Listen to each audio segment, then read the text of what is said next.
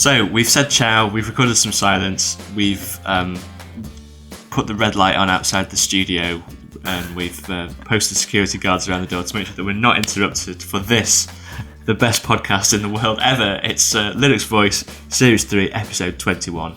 I'm Andrew Gregory. I'm Ben Everard. I'm Graham Morrison. And I'm Mike Saunders. And in this fun-packed podcast, we've got news, we've got an Ogbox, we've got some halfway reminders, we've got some finds of the fortnight, and we've got a voice of the masses. We do a magazine as well, but I'll plug that subtly later on, just so we can get on with it. Because I've got loads of discoveries, so we just get the news out of the way quickly. Fines. I'm so sorry. 2 years we've had.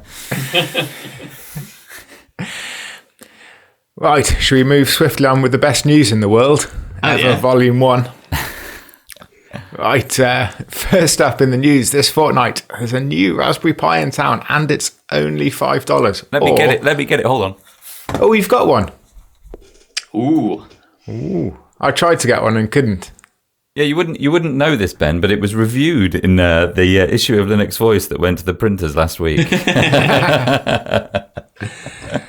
There it is. There is a pint of water, and there is the tiny diminutive scale. Wow. Hold it there, Graham, and say something. I'll take a screenshot for the podcast notes. There we go. I was about to ask why I needed to say something then for a screenshot, and then I realised. Yeah, that's Hangouts, listeners. Whoever makes the most noise gets to appear in the big part of the screen. That's basically how our podcast works. Shout louder, get more screen time. I didn't. So, did you have, when you got it, Graham, did you have all the little connectors? Because it's micro HDMI. That's not the same as mini HDMI, is it? No, it's not the tiny one. It's basically, well, it's difficult to see. It's not the same, no. But I was just trying to say, is it the same as the Odroid, or do you not know? I don't know. I don't know. Yeah. So I did, but yeah, you can plug it in. I mean, there's no networking either, which is the other thing. But of course, you can. There's just one mini USB port. There's one USB OTG for power, and that's it. And the SD card reader. So this is basically the same as a Pi version 1, stripped back all the way. Yeah, overclocked to 1 gigahertz. That's right. Yeah. So I got it working with OpenELEC, the latest version of that, and it ran really well. I see that somebody's fitted it into a SCART plug. Wow. And use it for running emulators on. Somebody's fitted it into an Xbox 360 controller, or an Xbox, I think it might have been an original Xbox controller. And so the only cable coming out of it plugs into the TV for the emulation. Hang on, they fitted it into a SCART plug, so they've done the SCART wiring through the GPIOs, or is SCART just a really fancy form of composite? I forget. I think it depends on the television. There's both digital and composite in SCART standards. So there is like there's RGB, but there's also a composite channel. I don't know because I've also seen somebody wire up an RJ45 connector to basically the GPIO pins. So. But yes, it's $5, £4. It's like 8 grams. I weighed it for the review. It's a complete surprise. I mean, I think its potential for emulation looks great. I've set up RetroPie on a Pi 1 here, and it plays pretty much every SNES and Mega Drive game well. A few of them stutter when they got extra chips, like Super FX, and this Pi Zero is supposed to be 40% faster than the first Pi. Well, it's the same as an overclocked Pi 1. Yeah. So if you wanted to, you can put the Pi 1 on turbo overclocking and you'll get the same performance. But there's loads of warnings if you try and overclock your Pi 1. Is this Pi Zero somehow more stable? Or I think the warnings were just a bit overblown. Yeah, okay. They say so. I mean, it's factory clocked.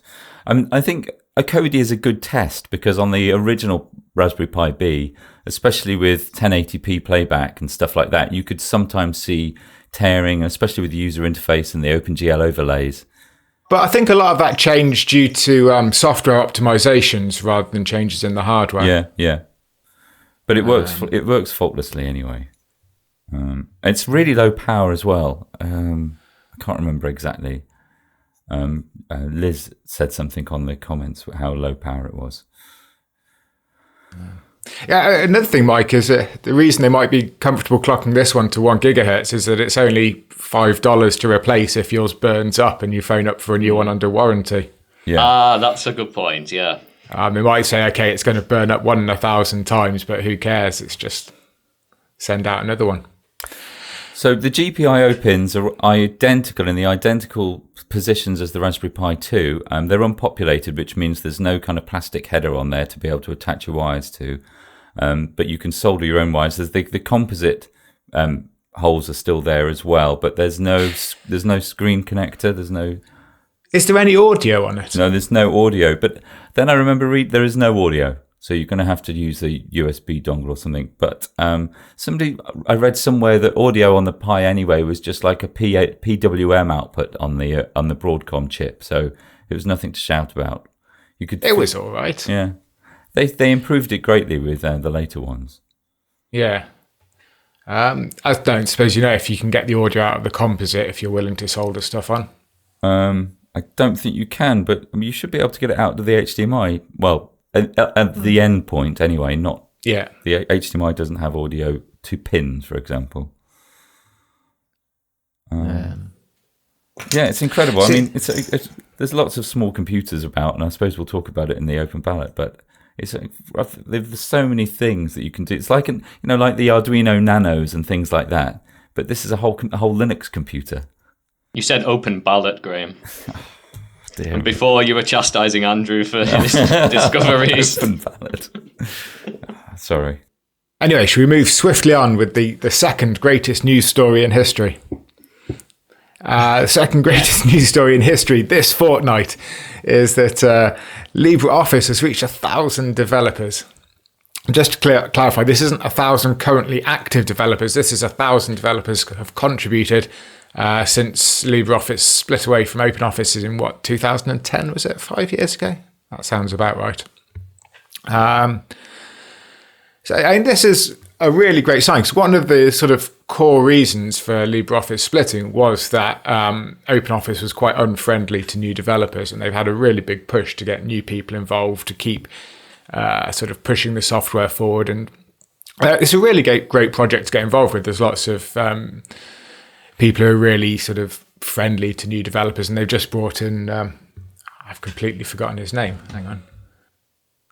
While Ben's looking for that, I'll just note that the 1,000 number is especially impressive when you consider the complexity of the LibreOffice source code. We've all seen those diagrams of the interdependence between the components, especially back in the StarOffice and OpenOffice days. It is an absolutely mighty code base. The team have done a lot of work cleaning it up and making it more modular and sensible, but it's a relatively hard project to jump into, unlike, I don't know, GNOME or NGINX or something. You've got to spend a lot of time understanding how it all fits together. That's Nginx, Mike. Oh, okay. That's what the cool kids say.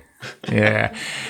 It's, and especially considering until recently, a large portion of the comments were in German, which, while a great language, has a much smaller pool of speakers.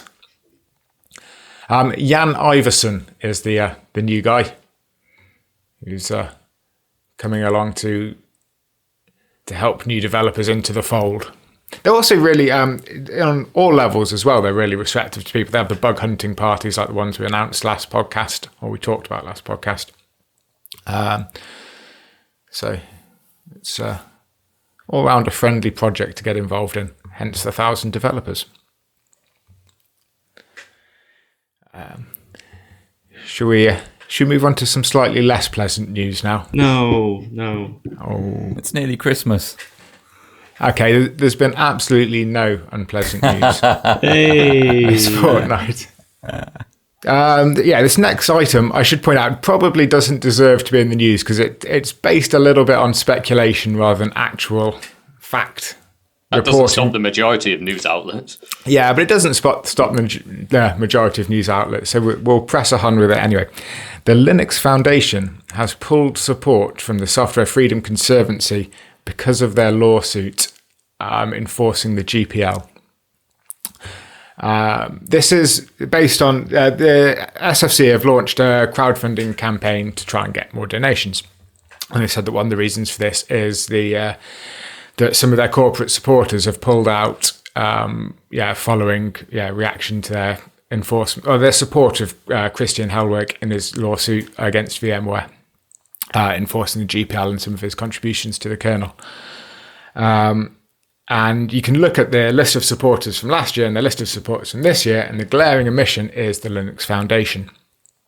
Now, the SFC haven't commented specifically on this, but they've said that they will be in like all organisations, will be in much healthier shape if the majority of their money comes from individuals rather than corporations, because corporations naturally have very sort of, different motives to individuals. And the Linux Foundation is a trade body. It's not, as it likes to pretend, a happy, fluffy organisation that's there just for the good of the Linux kernel.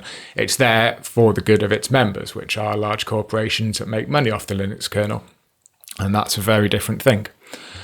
And I've always wanted to say this in a news story, but I haven't had the chance up until now. The Linux Foundation could not be reached for comment. Did you ask them? Yeah, I did. I've asked them what's going on, and they haven't replied.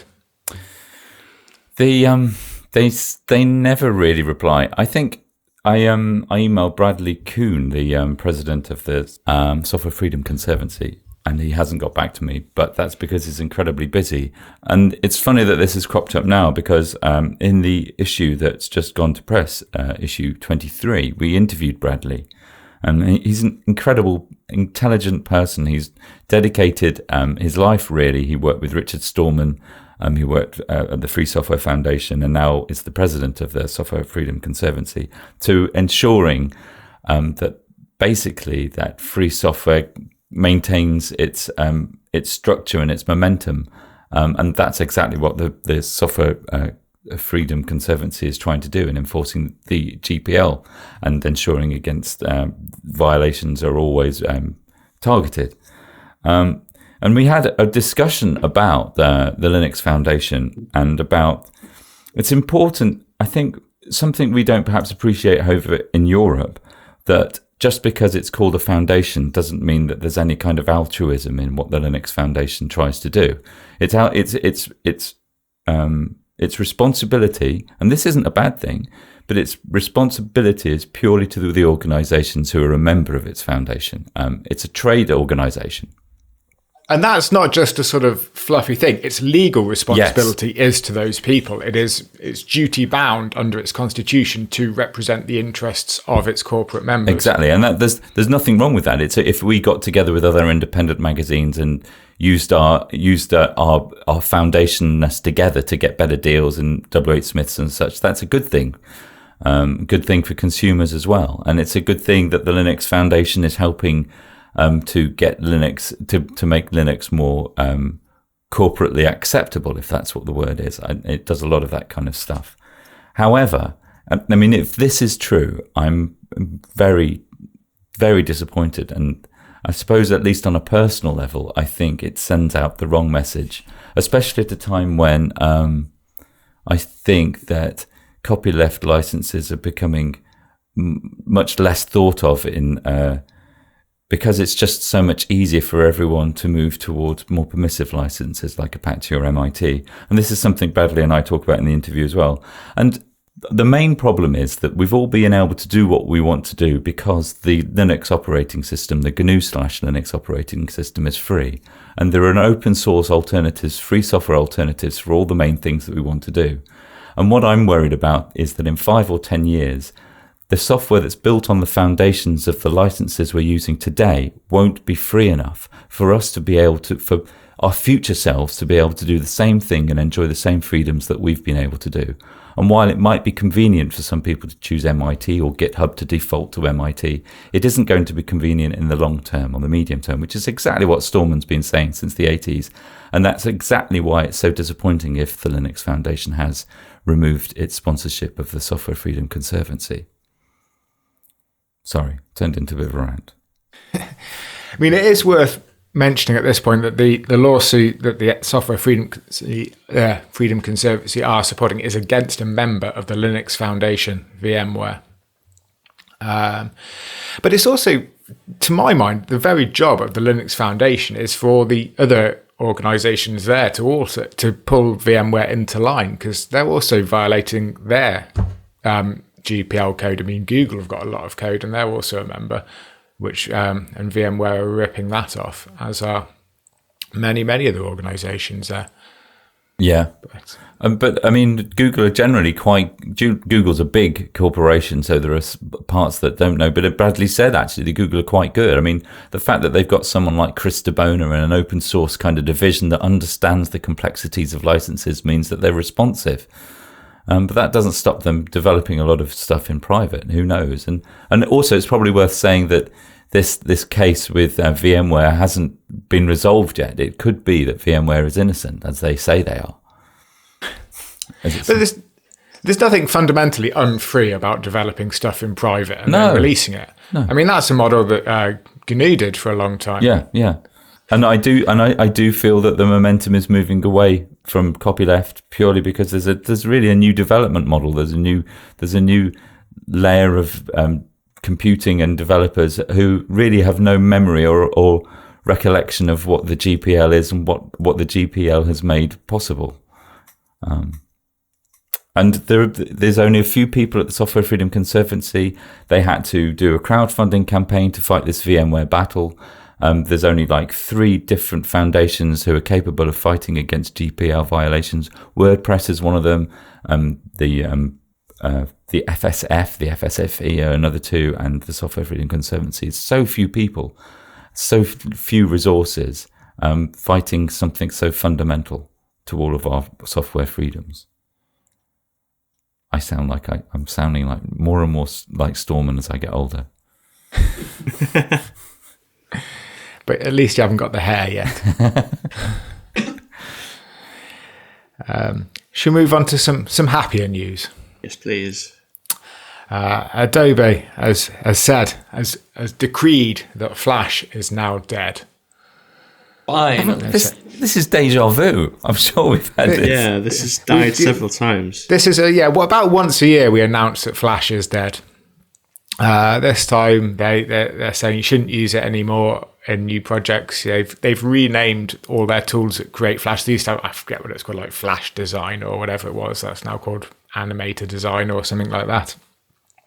And to be honest, as you say, Flash in almost all cases has been dead for quite a while now. Except, of course, for adverts. Advertisers are still using it wildly around the web, and that's not going to change just because Adobe tells them not to.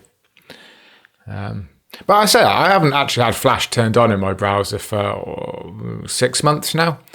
Right, the final item on our list of news this fortnight is Let's Encrypt. This is the project from various free software people, the FSF, Mozilla, I think, others, to basically make it really easy to generate certificates for HTTPS, so secure web communication. So try and get everyone on using this encrypted web traffic. It's in public beta today as we record this.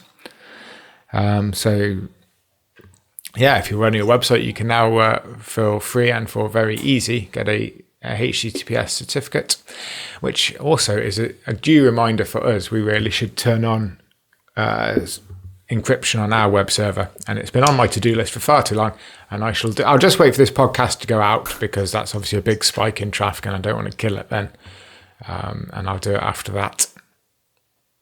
I think the key word here is that making it easy as well, isn't it? I think there've been free or very cheap SSL certificates for a while, but setting it all up has been a royal pain. I've never even really looked into it, but the idea is if you can make this really simple, like if somebody can make GNU PG very simple for all email and webmail, then it will get much, much larger adoption.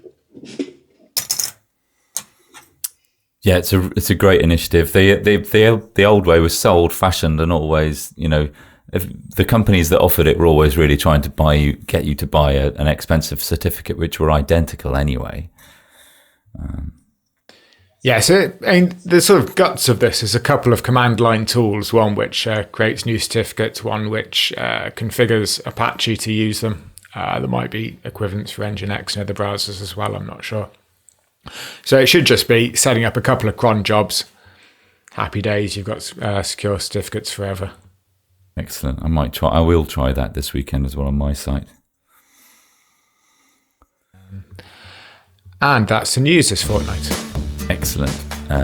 Thanks, Ben. So it's now time for finds of the fortnight. As usual, going online and starting recording, I asked the IRC channel. We've had a few. P Waring says, this looks like an SQL command. Show create table and then table name in MySQL will give you the SQL to create table name in another database. Also, MySQL can display results vertically if you end a statement with /g instead of semicolon. So there's a big SQL discussion now. .schema table name is the same for SQLite. Still void. Not a recent find, but I've recently rediscovered and been using a lot Eagle Mode. Eagle Mode, the best file manager in the world ever. So trippy. Still void. Also, Materialize, which materializecss.com, which is someone who occasionally has to knock up a quick prototype of software, is a great library for building material design websites very, very easily. I've seen that. Still void. Also, if you'll excuse the plug, I have a new Pebble watch face out called Slowness. Okay, I'll put Still Void's new Pebble watch face in the link. Atom is great. Second that. Vim is really good. Oh, editor wars, Vim, blah, blah, blah. Tree view, yep, that's good. We'll give that a go. Anyone? Oh, Largamon. apt-get-y upgrade will not install kernel updates. Aptitude-y upgrade will. That's good. I use top, atop, and htop a lot in my headless servers. Nmon, a resource monitor. Wow, Nmon is like GK Realm, which I install, and GUI add installs. The aptitude thing, there's now a discussion about whether that aptitude fine was right. So there was loads of good stuff there. I'll try and abbreviate them and put them in the notes. I've literally only just discovered you don't need the get on apt-get. Apt install something works as well. Oh, I didn't know that. Really? Yeah, and you can, instead of apt cache, you can just do apt search without the hyphen. So it's apt space install, apt space search. I didn't know that either. A lot of that's muscle memory. Because I've no idea how long it's been like that. I just discovered it. I think I might have forgotten to type the get. Wow. That's a serious amount of finds in 30 seconds. Yeah. Does anyone else want to have a go? I'll have a go. I'll get mine out of the way. And both of these were actually emailed to me again. So the podcast is sort of making itself now, which is very useful. If only, Mike. Yeah, but just record yourself. Sorry? You could just record yourself before you send it in, and we'll just hit play and sit back. Yeah. We could just put all the tracks on random. The first find is from David Baxter, who points at the Bunsen Labs distro that some people may have heard of. The website of this says Bunsen Labs Linux is a distribution offering a lightweight and easily customizable open box desktop. The current release is Hydrogen, built on top of Debian and Jessie. The project is a community continuation of Crunchbang. And then David goes on to say, the current release has an ISO available for download at bunsenlabs.org, and there's still the great support community forum. I've been using it for 4 months on my desktop and now on my laptop. It is a superb example of open box and conky loveliness. Thanks, David. That's good for the fans of Crunchbang who were disappointed when that distro ended. And then another find comes from Christian Grauerlund, who said... first of all, I really enjoy the podcast. Thank you for making it. Secondly, in light of the recent discussion about privacy and encryption, I would like to point you to the existence of illegal primes. These are prime numbers that have been made illegal because they can be interpreted as a program that then perform an illegal function. A Wikipedia page for illegal prime has a section, first illegal executable prime number, that shows a prime number that can be interpreted as an ELF file that compiles to a program that breaks a form of DRM for DVDs, the CSS content scramble system. Thanks, Christian. I don't know much about all this maths and stuff. Can you shed any light on this, Ben?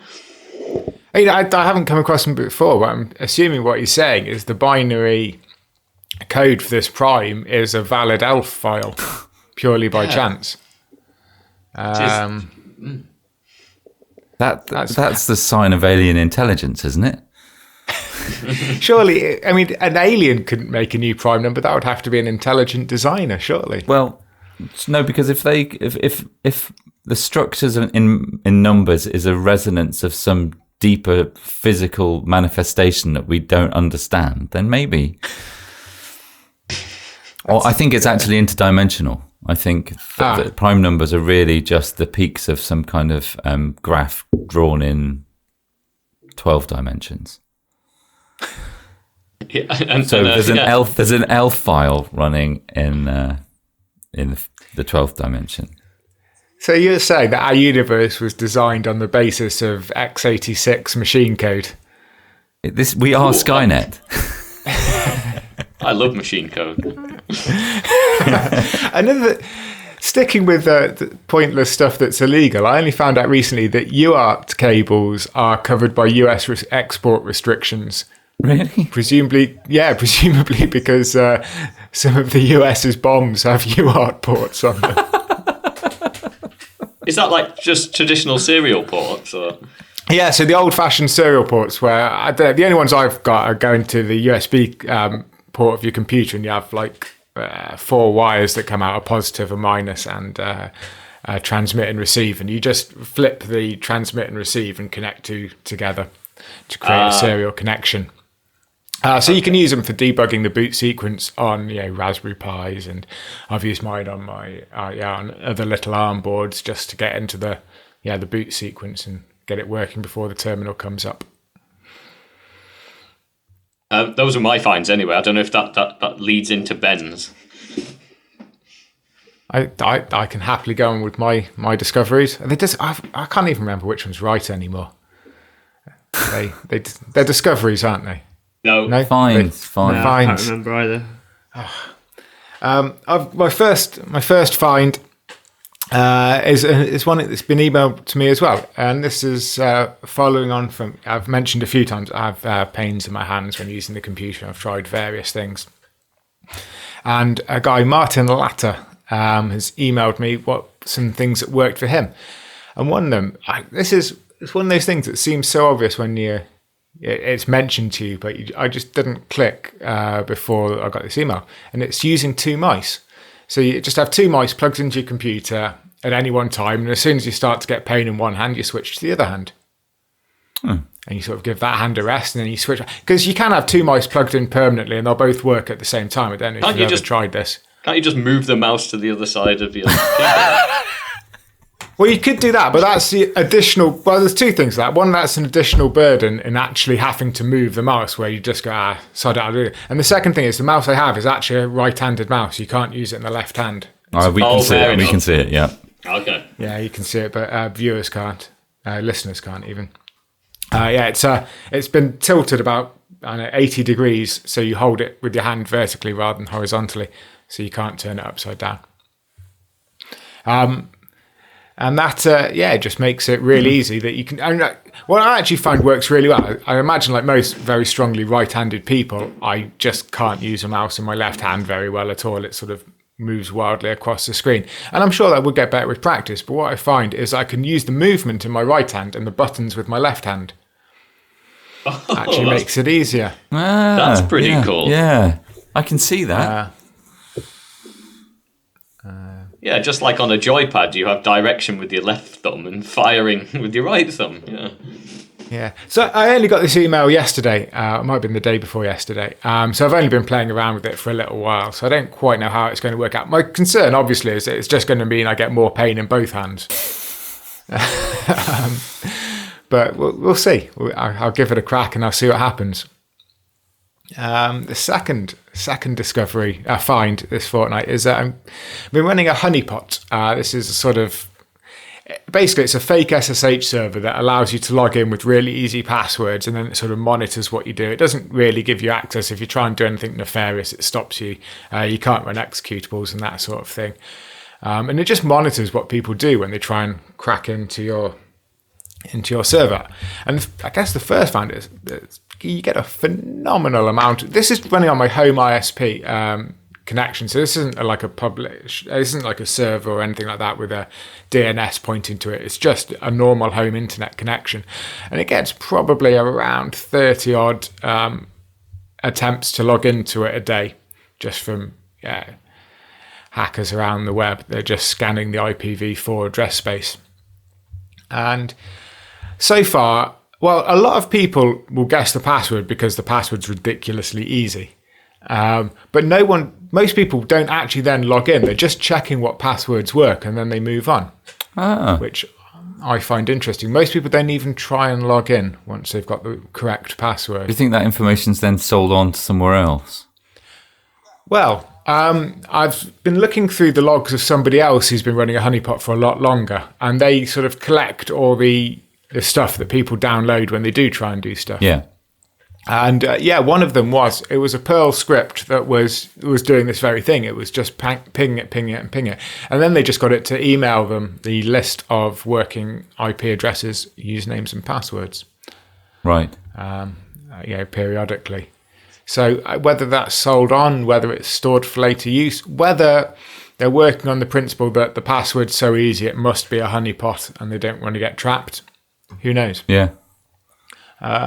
But also, looking through this collection of stuff that I found in someone else's honeypot, the things that people do when they do try and log in surprised me a little bit. The most popular thing was to create a DDoS botnet. That's fairly obvious. You sort of expect that these days. But the second most popular thing was people just trying to run game servers.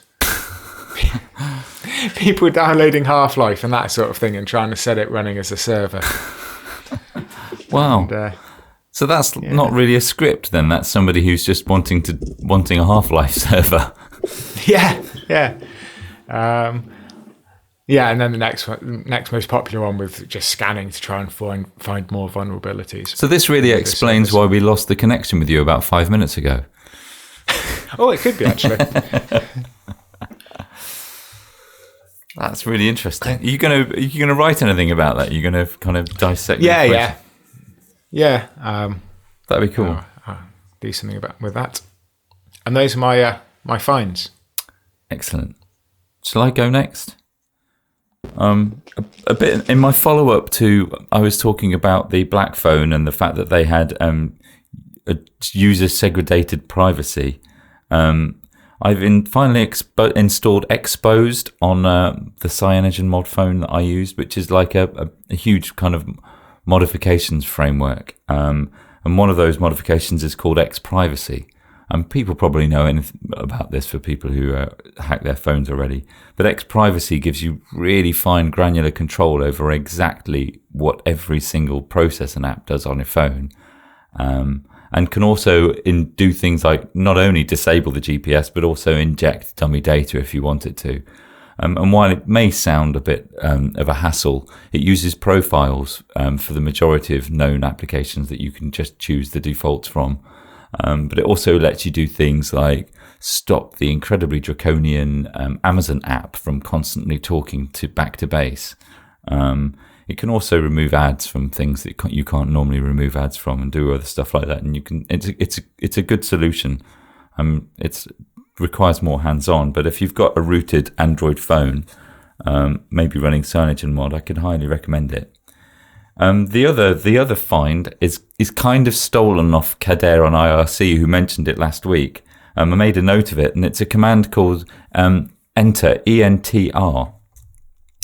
And what this does is it waits for change in the file system and then runs a command. So a good example is ls star.html pipe into Entra and then reload browser Firefox. So Firefox will be forced to reload when Entra detects a change or an update to the HTML file or files that it's used to open, but you can use it.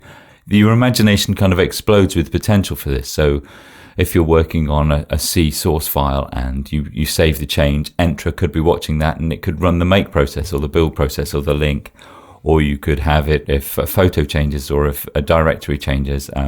Basically, it allows you to write any kind of script easily that respond to changes in the file system or just on the command line. It's a really cool little command. And they're my finds.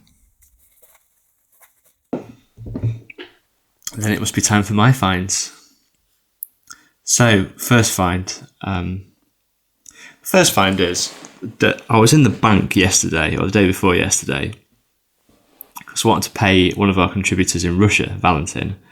And I've tried to do this online, but Russia's on the naughty step with North Korea and Iran.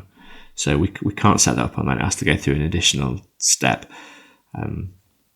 So I went in, and because my phone's playing up, so I couldn't do it over the phone. I said, hello there, I'd like to make an international payment. Do you know why? Is there any reason why I can't do this, set this up for myself on online banking? And the person I spoke to said, I'll ask Adam, Michael, whoever. He's good with computers. And it was like, I don't know, it was like a flashback. Like, cause I've not heard this phrase spoken for ages. Who says that anymore? He's good with computers. It's not about being good with computers. The system that you use every day runs on a computer. It's about being good at, stuff that you do day in, day out all the time. So that was strange. That was a bit of a mental dislocation. But anyway, I'm sure our money's safe. Yeah, and I'm sure Putin's chafing a little bit at us not being able to make the payment so quickly. Yeah. Yeah, I'm sure that's helped in the war on terror. Yeah. Absolutely. And then another thing, which was, again, not Linux related, but my mum and dad bought a laptop. We're compelled to buy a laptop for a child they're fostering, despite this being madness, utter madness. And they asked me to set parental controls for it. And in order to do that, so there is a system of adding different users, different local users, but you can't control what the usual parental controls are, access to the internet times, access to certain applications, internet website blacklisting or whitelisting.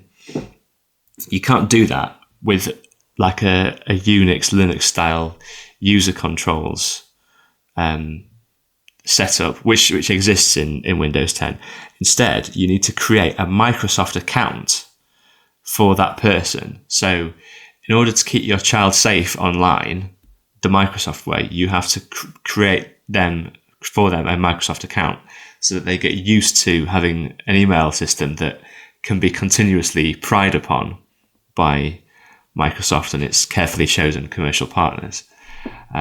You then have to email the child at this Microsoft account and say, Andrew Gregory wants you to be part of their family. Do you accept?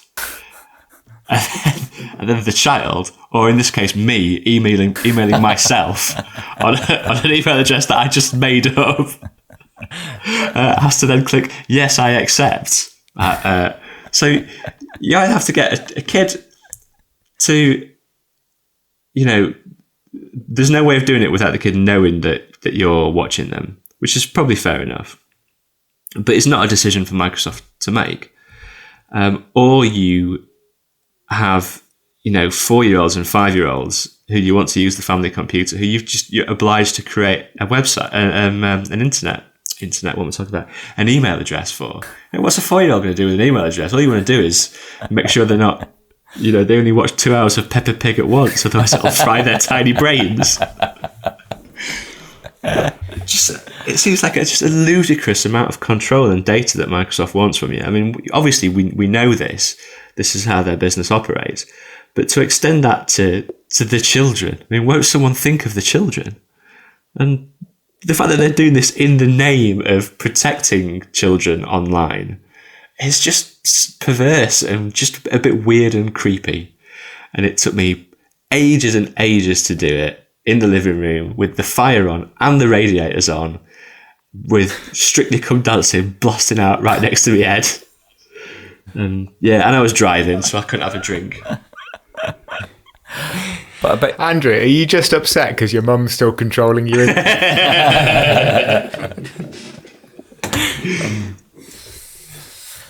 I think that's all of our fines, isn't it? In which case, may I be rude and jump straight into the Ogbox and Neuron section, because I only have 5 minutes, because I have to go very shortly. We have an Ogbox from Jason Kemra, or Semra, so let's hear it. Hello, the voice that you hear right now is a custom-crafted vocal package modelled off the venerable Mike Saunders. You could say I am his robotic counterpart. There are many open-source vocalizers, and they are much better. Okay, I think that's enough of that. This is a customized voice file for a Mike Saunders vocal synthesizer. So thanks for that, Jason. We'll put the full version up on the website and link to it in the notes. We had a neuron from John Whitmore, who wrote that he'd been to LinuxCon Europe in Dublin, which he really enjoyed. It's quite a long one, but I just want to quote from it when he said, "Linux is simply a hardware abstraction layer for running Emacs." And finally, a neuron from Daniel Vredenburg, who says, "Good day, Linux Voice team. Thanks for a great magazine and your efforts in the FOSS community. I just wanted to make a point about your recent Voice of the Masses discussion concerning rolling releases. The most common complaint in the comments section was stability, with Arch often being used as the prime example. However, it should be made clear that rolling release doesn't necessarily mean bleeding edge. It seems many people were either confusing the two or equating them. Rolling release simply implies a distro that never needs a fresh installation for a system upgrade. That does not necessarily mean that you will always have to have the latest software version. A prime example of this is Linux Mint Debian Edition. I've been running it for a while now and never had any issues whatsoever. Rolling release? Yes. Bleeding edge? Hardly. In my opinion, bleeding edge is a philosophy, whereas rolling release is a strategy. I think it's an important distinction to make." Thanks for that, Daniel. It means we managed to get that section done in about 3 minutes, so that must be some sort of record. If you've got to go now, do we need to just somehow plug in the mic voice synthesizer so that it can continue in your stead? Is this a pub opening time in Bavaria, Mike?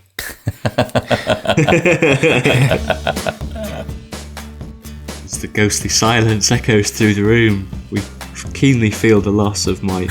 What can we do? I can get Begbie up. Put a pair of headphones on him. I don't think he's got much to say though. Zappa's been quite talkative recently. Okay, that'd be cool. So let's open up the. Oh no, I said I was going to subtly promote the magazine, didn't I? I need to do that first. Oh hang on, we've not had a halfway reminder yet. Oh dear. It's all gone to pot. Mike, come back. So it's time for our halfway reminder. Still to come, Voice of the Masses. That's it. Now it's time for a subtle reminder to buy the magazine. Buy the magazine. I think that's saying it straight. I think people appreciate straightness, honesty, and all that. Shall I just start whispering, "Buy the magazine," while other people are talking to try and sort of subliminally plant it? Yeah, say it backwards. Nisi Gamathiob. I'd be really impressed if we play that backwards and it says, "Buy the magazine." I wouldn't be impressed, I'd be terrified. So it's time for Voice of the Masses then. There's been that thing about the Raspberry Pi Zero, hasn't there? Which is now cheap. I mean, this is another discovery which I'm going to put in here just because really. In the caption to the Raspberry Pi Zero review, Mike Graham, it said it was cheaper than a pint of beer, and that really shocked me because it's £4. Yeah. Where are you drinking? Well, exactly. Yeah. Let's go. You get 2 pints of pack of crisps and change for the bus ride home in York. Well, absolutely, yeah. I can remember when it was like 98 pence. Well, we've started. If we start with Graham, then that's the end of it, isn't it? Because you're the eldest, so you win. we should have done it in a different order. Or instead, we could just get on with Voice of the Masses. So the Raspberry Pi Zero is out. It's really cheap. There's also something called the chip, which is also cheap. And that was the world's first $9 computer, which was crowdfunded earlier this year. Now the Raspberry Pi in dollars is $5. So we get into a price point where it's no longer, the hardware is no longer the limiting factor. It's how many pints of beer you need to have to give yourself the idea that you need to program on it, or it's postage, or it's peripherals. But the actual hardware itself, the price of it, it's almost irrelevant now, unless you're buying in huge bulk. So with that in mind, what gets you more excited, the chip or the Pi Zero? The chip is not really something I've seen much of on these shores. Is it more of an American thing? Yeah, it's mostly because the postage to the UK makes it more than that. Right then, and that brings us into Mark C, who says, if the chip ever becomes widely available without extortionate shipping, I think it will be the better general purpose computer. But the Pi Zero will be the better embedded device, prototype with a desktop B+. That's a desktop, he's putting question marks, as if the Raspberry Pi B+ is a desktop machine. Prototype with a B+, then move to the Pi Zero once you no longer need a keyboard and a screen attached. Brian also says no, it doesn't, sorry.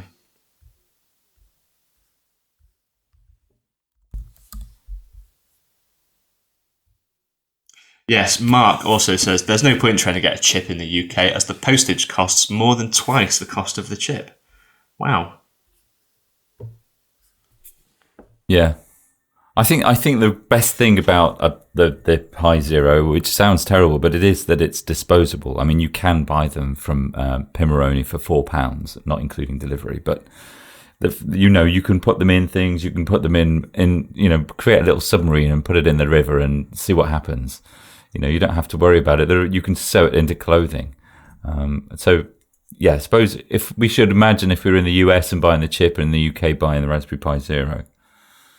I think the thing that really surprises me about the chip is, you can buy the computer for $9, but it doesn't have any video out, or it only has composite out, which is rubbish, frankly. Even if you've got a monitor that will take it, your eyes will go blind trying to make out the fuzzy lines on the screen. Yeah. It's $15 for a HDMI port. It's almost twice the price of the board.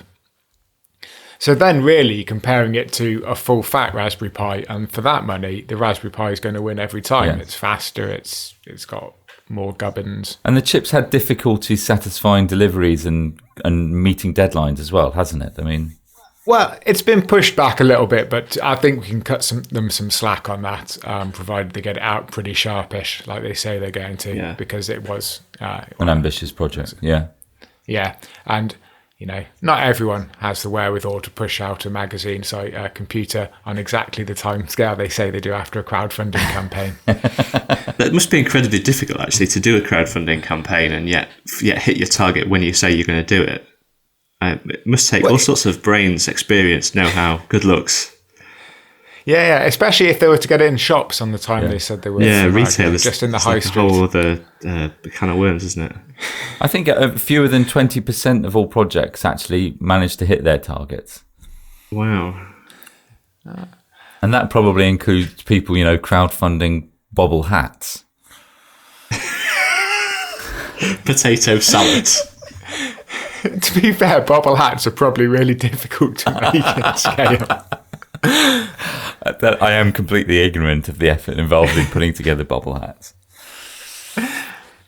So, Stuart says, the Pi Zero has it, 1, because it's part of a family compatible with others in the range, and 2, because it is British, and we are great at these resource-constrained solutions. Finally, 3, because it comes from a non-profit that is helping education and open source. Yeah. It's built in Wales, isn't it? It's still built in Wales. I was having a look at the two from a purely sort of speed perspective. and sort of todding it up. They've both got a 1 gigahertz processor, but the chip is an ARM v7, whereas the Raspberry Pi Zero is an ARM 11, which sounds like the Raspberry Pi Zero is faster, but actually it's not. You'd expect the ARM v8 to be the ARM v7 to be faster. However, that's not taking into account the fact that the amount of effort the Raspberry Pi Foundation have put into optimize Raspbian for this very chip. So when it actually comes down to it, I wouldn't expect it to be that much difference in terms of performance. Expect the chip to slightly edge it, but not by as much as the hardware would suggest. And on the flip side, I'd expect the Zero to have better graphics, although I don't have a chip to test this out on. What software operating system do we expect the chip to run? Linux. I don't actually know which version it will be based on. Right, because the Pi Foundation has done an awful lot of work in optimizing for its own hardware, hasn't it? They've done a phenomenal amount of optimizing for its own hardware, and a reasonable amount of that will pour onto other ARM-based devices, but not everything will. Kano Donkey says, I am excited by both of them, and let's face it, at these prices you can afford to buy both. Personally, having Bluetooth and Wi-Fi built in is a plus for me, so long as the Kickstarter campaign actually delivers. Let's give ourselves another pat on the back, actually, for how awesome we are. It must be the time of the year that we're feeling nostalgic for that. Oh, yeah. That more innocent time. Now, Orange Dolphin says, I've heard about the chip months ago and wasn't bothered to inquire. One tweet announcing the Pi Zero had me running like a crazy ferret around southeast London till I got my hands on one. It might just be the marketing, but in my mind, the chip blends into the sea of devices I would get if I had unlimited time of money. While the Pi Zero evokes associations like revolutionary, cool beyond description, and they got this exactly right. Yeah. The left side of the brain sees the price tag and chooses not to interfere. Plus, I do have a sweet tooth, so yeah, Pi beats chip anytime. And also, I mean, there's it fits directly into the Raspberry Pi ecosystem. I think that's a little bit unfair because we might be saying the same thing about the chip in 4 years' time. No, but now, yeah, true. Yeah, you can do any of the projects that you can with a normal Raspberry Pi and just use a £4 Raspberry Pi instead. Yeah, but if you say that, then there's never going to be a competing device, and you've got to cut them a little bit of slack to build up, I think. We'll see how they go, because obviously the Raspberry Pi Foundation have done a huge amount of work, both in getting resources, making it easy to use, and that is going to take any competitor time to catch up on. When the Raspberry Pi first came out, the software was unoptimized. It was a pig to install. It was flaky. You had to remember the days when you had to try and work out which power supply would actually work for you, and even some mice weren't working properly. Yeah. Mices, I don't know. Moose. But can I take a moment to plug the small computer that I'm excited to receive? This is completely unrelated to either of them. It's the ESP8266, and it's not a computer in the sort of general scheme of things. It's more of a microcontroller. In fact, what it is it's purely a Wi-Fi chip that happens to have a programmable microcontroller in the middle of it. And I've got one on order now. And you can buy them for £2. And it's capable of running. The version I've got has got like a few gubbins on to make it a little bit easier, USB port and that sort of thing, and it comes in at £3. And that's capable of running a full HTTP stack over Wi-Fi. Wow. And runs off tiny batteries because there's nothing of it to use any power. And yeah, it looks like a really interesting device. A bit awkward to use, I think, but not too bad at this point. A lot of work. Some very clever people have worked out how to make it easy. Yeah. And it should be arriving the next week or two. It's coming from China, so it'll take a while. But I'm really excited by it. I don't know why. For some reason, a computer for £2 seems ridiculous to me. Although £4 isn't much better, much more expensive. Wow, back to the subject of money. Rocket Dog says, personally, I want a Pi 3 with a few GBs. I want a Pi 3 with a few gigabytes of RAM, onboard wireless and a SATA port. I would happily pay £100 or more for it. It could be used to raise extra cash for the foundation. I mean, there are more powerful ARM boards with more features on. In terms of the Pi 3, I know we spoke to Evan about this when the Pi 2 came out, and he said basically expect the same refresh cycle. So that's 3 years, is it? Yeah. 2.5 years between the Pi 1 and the Pi 2. So we should be expecting it in, about 18 months? But that was the plans then. Anything could change. Yeah. I mean, in terms of the future, it'd be nice to see the networking decoupled from the USB. And I mean, I think networking, it is a bit crippling that the Pi Zero doesn't have any networking on it. That's why you want an ESP8266. Yeah. That's amazing. That is actually amazing. I mean, you say it doesn't have any networking on it. That is quite bad, but it's, you can... Yeah, it's complaining about a £4 computer. Yeah. How much is a USB Ethernet dongle? It's about £1.50 these days, £2. Yeah. So they're aimed at different people, aren't they, obviously? The chip and the Raspberry Pi. To be honest, I see the Raspberry Pi Zero as more a competitor to the Raspberry Pi Compute module than anything else. It's something, you prototype your stuff on the Raspberry Pi B or whatever, where you've got everything, and then you refine it all the way down. And then this, I imagine people not even putting the headers in, but soldering directly between that and the expansion board they want. And I think that's part of the reason why networking has been taken off, because you can't see it to the show it to the listeners. But the profile is, because all of the connectors are very low profile, it must only be a few millimeters high. There's no RJ45 on there, so you could really fit it into almost anything. Yes. Trivia Dave says, like most people, I think the Pi Zero looks to be the overall better system, largely because of the existing community already mentioned. The chip sounds fun, and I should have one in a few weeks, apparently before Christmas. I think the thing that appeals most to me, though, is the height of the Pi Zero. I would like a right-angled GPIO header to attach to a Pi Zero. I don't know if such a thing exists yet. I assume that someone will make it if enough people want it. But I assume it is possible to make fairly easily. You could then make much slimmer devices while retaining much of the functionality. You can get right-angled header pins. I can see no reason why you couldn't solder those on. Mm-hmm. And yes, Trivia Dave rounds off by saying, overall, I think it's a really exciting time for computing. Both projects show inventiveness and will let people experiment with tech at a much lower price than has previously been an option. Yeah, that's a good way to end it, isn't it? It's all this choice and low-cost computing just makes it more accessible to so many more people and makes more projects feasible. Well done to all concerned. Right, so do we call it a day? Should we follow Mike to the pub? Yeah, let's shall. Yeah. When does your flight leave Bristol? Have to hop on the Bristol Flyer in 20 minutes. We'll be in Munich by lunchtime. Right, so thanks everyone for listening. Thanks everyone for joining in, and we'll speak to you in 2 weeks. Yes, thanks. Ciao. Ciao, bye. Bye. Bye.